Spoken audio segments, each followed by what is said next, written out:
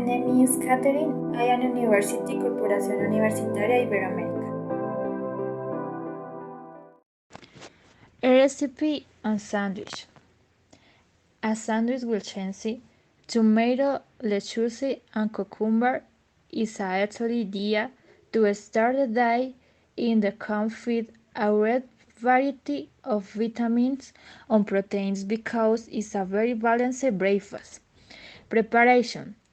First, we'll to select the ingredients. In this show, the ingredients are tomato, cheese, cucumber, and if we want, and onions, but this is optional. We saw chancel lemon and we go to us of tension of each wish.